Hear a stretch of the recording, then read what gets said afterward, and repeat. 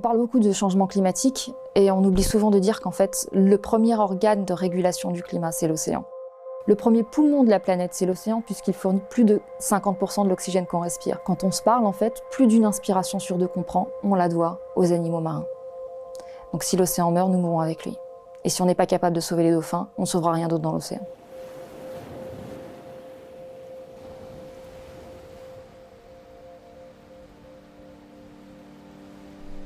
En 2019, dans le golfe de Gascogne, on estime à 11 300 le nombre de dauphins morts. En hiver, la population de dauphins dans nos eaux est estimée à 200 000. À cette vitesse, nous mettons tous nos dauphins en danger. Fin janvier, nous avons quitté le port de La Rochelle et nous avons suivi le quotidien de l'ONG Sea Shepherd pendant 4 jours pour mieux comprendre la situation des dauphins dans le golfe de Gascogne. Dans cette vidéo, nous allons voir ensemble ce qui menace les dauphins, comment Sea Shepherd a décidé de lutter pour les dauphins et ce qu'il faut changer pour que ça s'arrête. L'enjeu est immense, car effectivement, si nous ne sommes pas capables de prendre des mesures pour préserver le dauphin, l'un des animaux marins les plus appréciés, sans parler du fait que ce soit une espèce protégée, alors nous ne serons sûrement pas capables de sauver la vie marine dans son ensemble.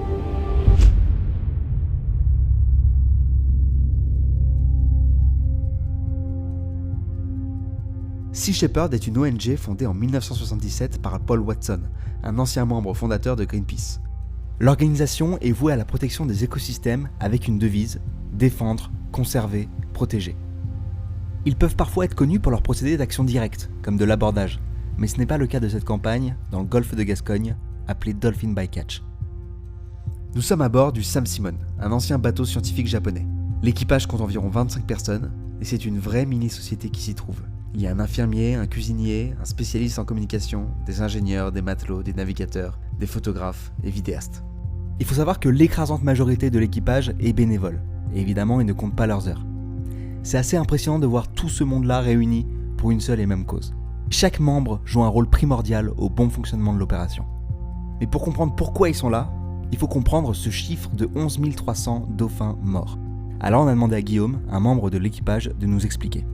Là, on est sur le rapport d'échouage 2018 qui a été fait par Pélagis. Okay. C'est l'institut en fait qui récupère tous les dauphins qui s'échouent et qui va tout compiler. Ça fait des années qu'ils font ça et ils vont essayer de sortir de la donnée sur les raisons des échouages. Enfin, ils essaient d'analyser tout ça, quoi. Ok, donc c'est factuel, C'est du factuel, ouais, c'est du scientifique. Ok. Ici, tu as un bilan général de la distribution annuelle des effectifs d'échouage de cétacés sur le littoral français. En gros, c'est combien de cétacés s'échouent sur les littoraux. C'est-à-dire que la moyenne qui était à, je crois, on voit 990 échouages de cétacés, c'est-à-dire des dauphins, des baleines, tout ce que tu veux. Et elle est arrivée genre à 2013, 1200 et le pire en 2017, 1600 cétacés qui s'échouent sur les plages, quoi. Donc, on sait pourquoi ils s'échouent sur les plages? Alors justement, le truc c'est que Pélagis, ils vont les autopsier. 60% des cas, c'est des filets qui les ont attrapés. Donc, la majorité. Après, tu peux avoir... Comment vous savez? Parce qu'il y a des traces dessus? Parce qu'il y a des traces de fil, en fait. Les filets, ils laissent des traces. Et s'il n'y a pas de traces, quand tu les ouvres, en fait, tu vois que les poumons, ils ont éclaté. En gros, ils ne se noient pas, ils s'asphyxient dans les filets. Donc chez un dauphin, la respiration, elle est volontaire. Ouais. Et tant qu'il est sous l'eau, son évent, en fait, ça respire par-dessus de la tête. Hein. Son évent, il ne s'ouvrira pas tant qu'il est sous l'eau. Donc il est traîné dans le filet de pêche pendant plusieurs heures. Donc, un dauphin, ça a une autonomie en plongée de quelques minutes en fait. C'est pas un dauphin, ça reste pas 3 heures sous l'eau, quoi. C'est pas forcément parce que c'est une espèce qui est en voie de disparition, elle est protégée parce que c'est une espèce qui a une grande valeur écologique.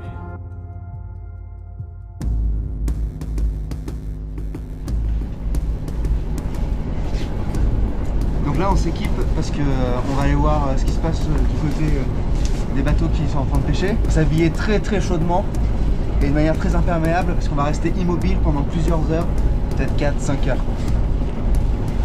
Le but de la campagne Dolphin Bycatch est assez simple. Dès que les pêcheurs commencent à remonter les filets, il faut embarquer sur les Zodiacs pour observer la remontée. Pourquoi? Pour vérifier qu'il n'y a pas de dauphins morts dans les filets. Si c'est le cas, il faut s'assurer que les pêcheurs le déclarent, car c'est comme ça que les scientifiques pourront comprendre quel type de pêche fait le plus de dégâts. Alors on part sur le Zodiac et on observe la remontée du filet, qui dure souvent jusqu'à 4 ou 5 heures. Et évidemment, elles se font dans des conditions assez difficiles. C'est un environnement où il fait froid, où il y a beaucoup de vent, le tout avec la caméra braquée sur le filet au cas où un dauphin est remonté. Mais ce jour-là, heureusement, aucun dauphin à l'horizon, contrairement au lendemain matin. On a donc notre autre bateau, le Clémentine, qui Ouais. était avec une paire de chalutiers pélagiques toute la nuit. À la remontée du matin, là, ils avaient un dauphin dans le filet. Voilà, donc ils sont juste devant nous, on va s'approcher un petit peu, on a envoyé le drone pour voir s'ils ont toujours le dauphin sur le pont. On a la gendarmerie maritime qui est juste à côté, qui n'a pas bougé. On a la marine qui est là-bas aussi, qui sont en stand-by. Donc le Clémentine a fait la première levée de filet avec eux. Donc ils avaient les pingers, donc les répulsifs acoustiques qui sont censés écarter les dauphins. Ouais. Ils ont expliqué à notre équipage que ça ne servait à rien qu'ils soient là, qu'ils avaient les pingers, que du coup il n'y avait pas de problème, ils ne prenaient pas de dauphins, etc. Et puis là sur la remontée du matin, il y avait un dauphin dans le filet. La solution déjà, c'est plus de transparence. C'est qu'aujourd'hui, le milieu de la pêche, c'est un milieu qui est très opaque. Il se passe beaucoup de choses, mais on n'en parle pas. Donc nous, ce qu'on demande, et on n'est pas les seuls, c'est ce que demandent aussi les scientifiques, c'est d'avoir plus de transparence. Comme par exemple, installer des caméras sur les bateaux de pêche, ce que beaucoup de pêcheurs refusent catégoriquement. Ça se fait dans d'autres pays, et ça fonctionne très bien. Ça a des effets très très positifs. Alors le but, c'est pas de filmer l'intérieur du bateau et de voir ce qui trafique, on s'en fiche complètement. Le but, c'est de voir ce qui remonte dans le filet. Et comme ça permet de voir quelles sont les prises accessoires et ça permet de comprendre quels sont les lieux les plus à risque, quelles sont les méthodes de pêche les plus à risque. Donc au final, tout le monde y est gagnant, y compris les pêcheurs, parce qu'ils se plaignent qu'on les accuse d'attraper des dauphins, etc., etc. S'il y a plus de transparence, à ce moment-là, on a une meilleure idée du phénomène et là, on peut trouver des solutions.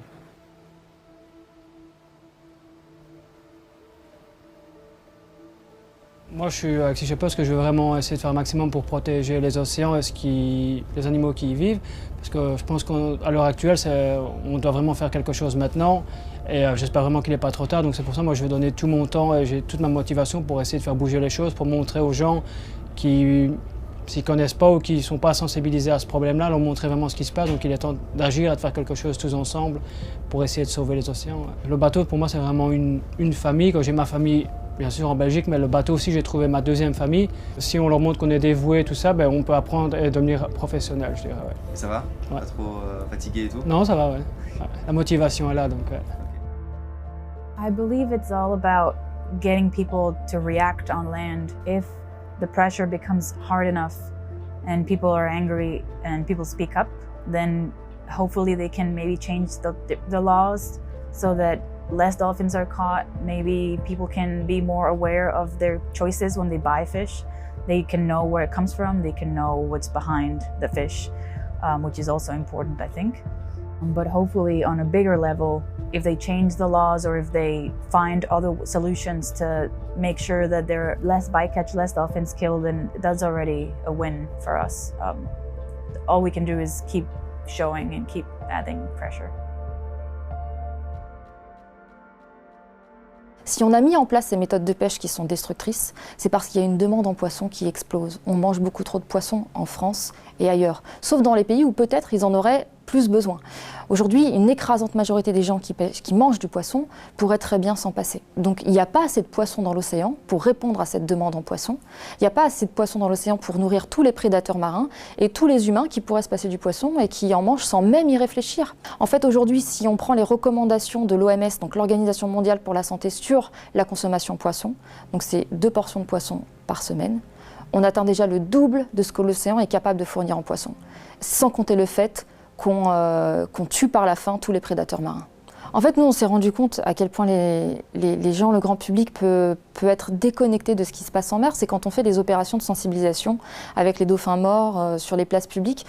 Ça choque beaucoup de gens, mais il y en a beaucoup qui pensent que c'est un faux dauphin ou qui nous disent qu'il n'y a pas de dauphins en France, alors qu'ils sont vraiment sur le pas de notre porte. Donc on est complètement déconnecté de ça. Et en même temps, on ne se rend pas compte que si l'océan meurt, nous mourrons tous. D'un point de vue utilitariste, c'est aussi nous-mêmes qu'on essaye de sauver.